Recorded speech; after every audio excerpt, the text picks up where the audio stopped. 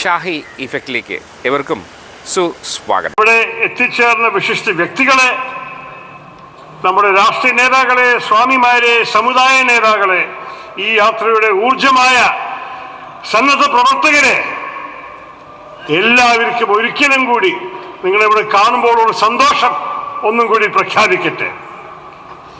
എൻ്റെ ഉള്ളിലെ വിശ്വാസങ്ങൾ ചേർന്ന ഒരു തീരുമാനം എടുത്തുകൊണ്ടാണ് ഞാൻ ഇന്ന് വൈകുന്നേരം നിങ്ങളുടെ മുന്നിൽ നിൽക്കുന്നത്.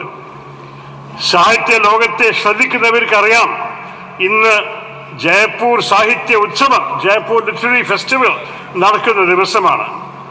ലോക പ്രശസ്തമായ ആ വേദിയിൽ 2008 മുതൽ ഒരു വർഷം പോലും മുടങ്ങാതെ ഞാൻ പങ്കെടുക്കുന്ന ഒരു സ്ഥലമാണ് ഈ JLF എന്ന് പറയുന്നത്. പക്ഷേ സത്യത്തിൽ ഇന്ന് പ്രത്യേകിച്ച് കേരളത്തിലെ നവോത്ഥാന നായകനായ ശ്രീ നാരായണ ഗുരുവിനെ കുറിച്ചുള്ള എൻ്റെ പുതിയ പുസ്തകം, ഞാൻ അതിനാണ് ഉസ്താദിന് എൻ്റെ കയ്യിൽ നിന്ന് മാറി കൊടുത്തത്. ആ പുസ്തകത്തെ കുറിച്ച് സംസാരിക്കാനായിരുന്നു ഞാൻ ഇന്ന് അവിടെ ഉണ്ടാകേണ്ടത്. പക്ഷേ മലയാളികൾ അല്ലാത്തവർക്കും ലോക സമൂഹത്തിനും ഗുരുവിൻ്റെ ജീവിതം,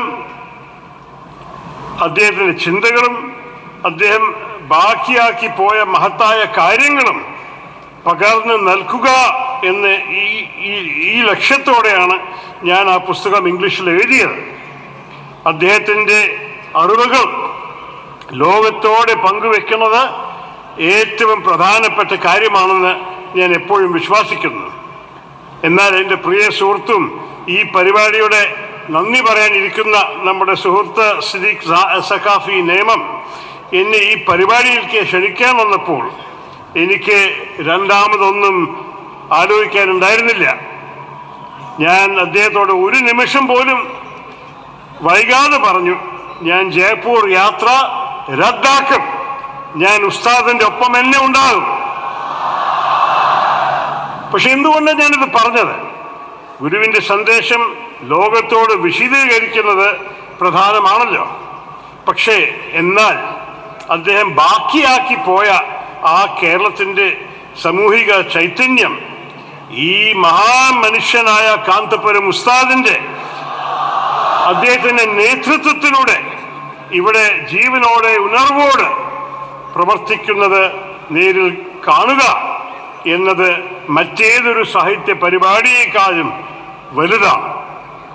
ആ ദർശനം പ്രവർത്തികമായി കാണുക എന്നാൽ നമ്മുടെ നാടിൻ്റെ ആത്മാവിൻ്റെ ഓരുന്ന തന്നെ പോലെയാണ്. അദ്ദേഹത്തിൻ്റെ ഈ പ്രവർത്തനം കാണാനും ഈ ചടങ്ങിൽ പങ്കെടുക്കാനും ശരിക്ക് നമ്മുടെ നാടിൻ്റെ ഒരു ആത്മാവിൻ്റെ ഒരു ഭാഗമായിട്ടാണ് ഞാനിവിടെ കാണുന്നത്. എൻ്റെയും തിരുവനന്തപുരത്തിൻ്റെയും ആദരമായി ഈ പ്രസംഗത്തിന് തൊട്ടു മുമ്പ് ഞാൻ ഉസ്താദിന് നൽകിയ ഉപഹാരത്തിൽ ഈ സന്ദേശം കൃത്യമായി അടയാളപ്പെടുത്തിയിട്ടുണ്ട്. നമ്മുടെ തലസ്ഥാനത്തെ പാളയം സ്ക്വയർ എന്ന് പറഞ്ഞ സ്ഥലത്തിൽ തോളുറുമി നിൽക്കുന്ന മൂന്ന്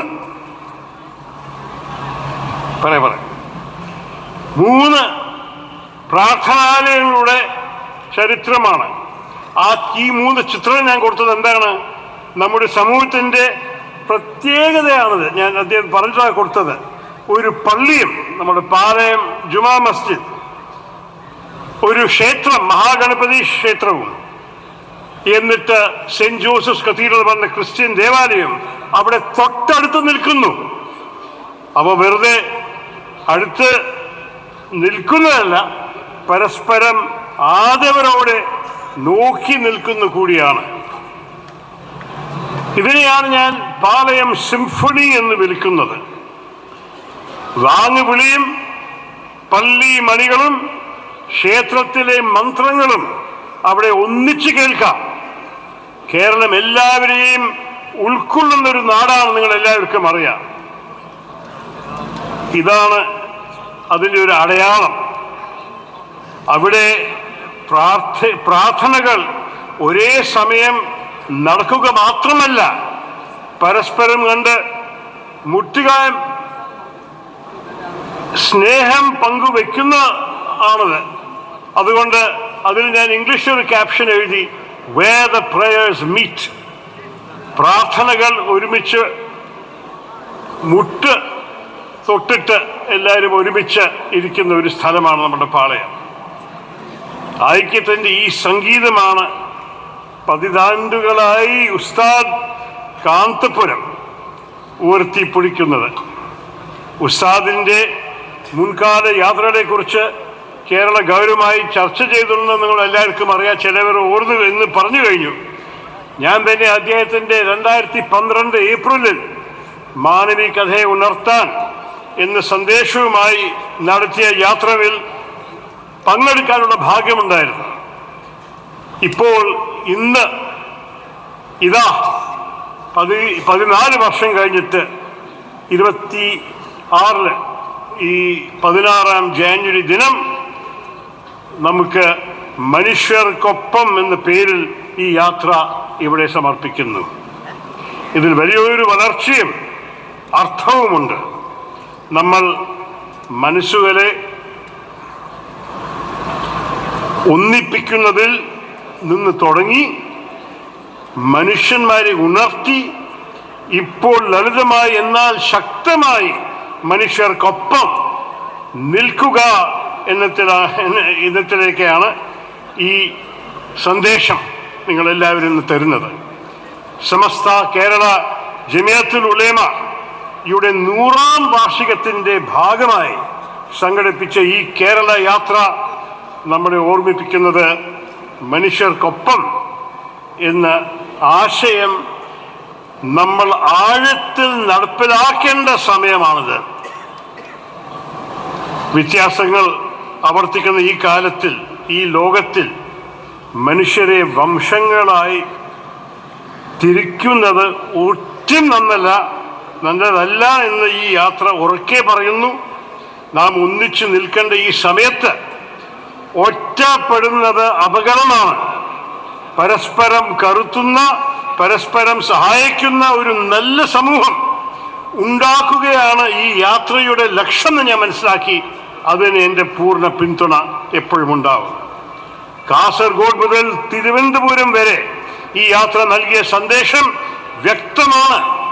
എല്ലാ തരം തീവ്രവാദത്തെയും ഭീകരവാദത്തെയും നാം തള്ളിക്കളയണം. സാധാരണക്കാരുടെ അടിസ്ഥാന പ്രശ്നങ്ങൾക്ക് പരിഹാരം കാണുക എന്ന സുപ്രധാന കാര്യത്തിലാണ് നമ്മുടെ ശ്രദ്ധ ഉണ്ടാവേണ്ടത്.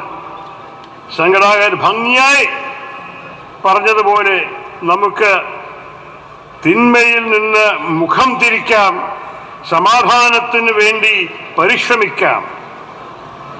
മനുഷ്യർക്കിടയിൽ ആഴമേറിയ ഐക്യത്തിൻ്റെ തലങ്ങളൊന്ന് ഉണ്ട്.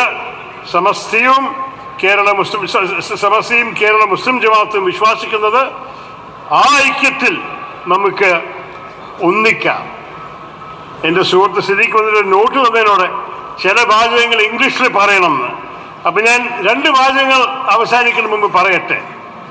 On behalf of Thiruvananthapuram Ustad, I thank you, the Grand Mufti of India, for leading this remarkable journey.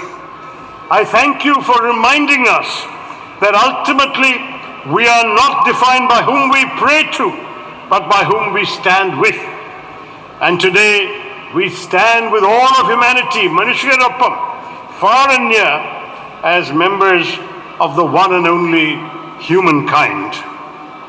ഈ യാത്ര നയിച്ചതിന് തിരുവനന്തപുരത്ത് വേണ്ടി ഗ്രാൻഡ് മുഫ്തിയോട് ഞാൻ നന്ദി പറയട്ടെ. അതാണ് ഞാനിപ്പോൾ പറഞ്ഞത്. അത്യാന്തികമായി നാം ആരോടാണ് പ്രാർത്ഥിക്കുന്നത് എന്നതല്ല കാര്യം, മറിച്ച് നാം ആർക്കൊപ്പമാണ് നിൽക്കുന്നത് എന്നതിലാണ് കാര്യം എന്ന് ഓർമ്മിപ്പിച്ച് നന്ദി പറയാനുള്ളത്.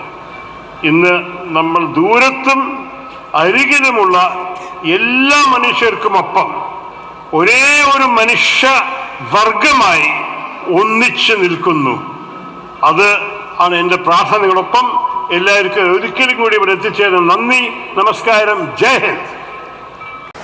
പുതിയ വിശേഷങ്ങളുമായി വീണ്ടും കണ്ടുമുട്ടാം. അതുവരെ ഏവർക്കും നന്ദി, നമസ്കാരം.